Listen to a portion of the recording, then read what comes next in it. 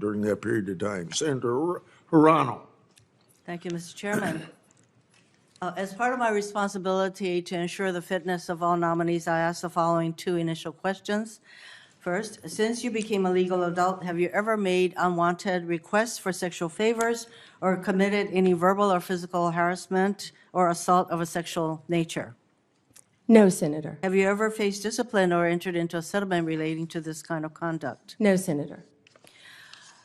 Ms. Bondi, I am focused on two things in my evaluation of President-elect Trump's nominees. The first is whether the nominee is qualified and experienced enough to do the job. The second is a fitness to serve, which includes putting loyalty to the Constitution over loyalty to the president. Unfortunately, in my view, many of President-elect Trump's nominees are lacking in at least one of these two requirements.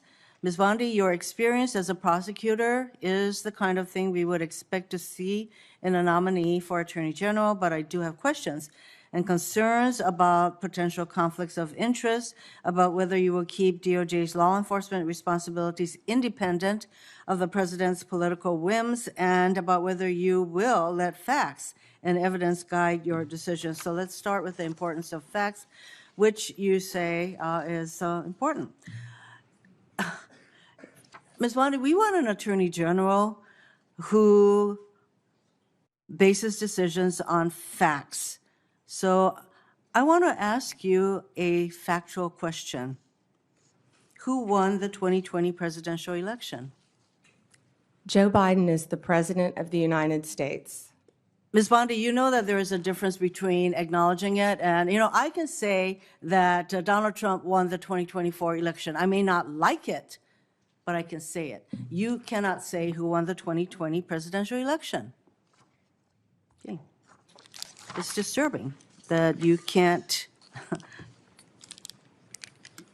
give voice to that fact. Moving on to DOJ's independence from politics.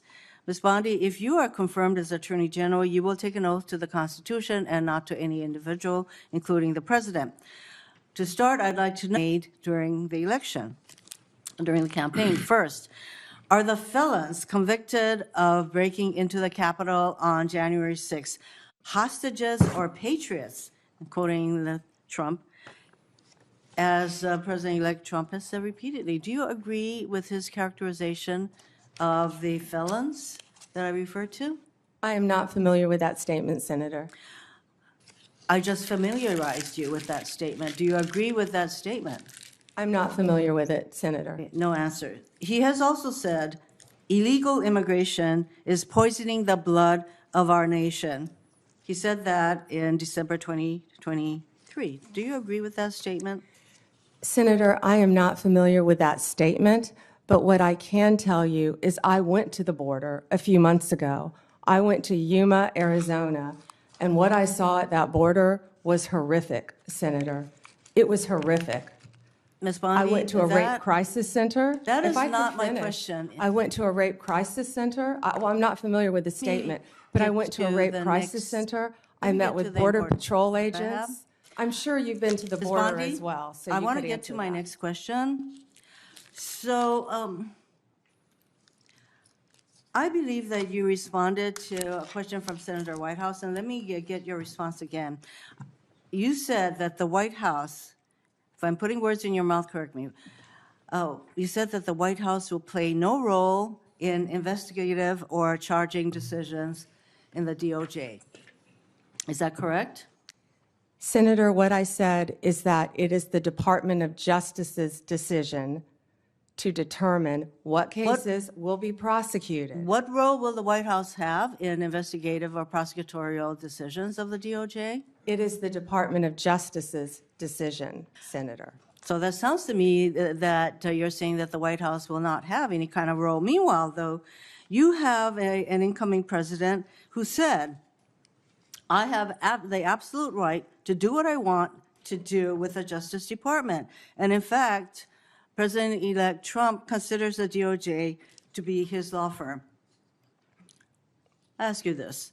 If President-elect Trump asks, suggests, or hints that you as Attorney General should investigate one of his proceedings, would you do so?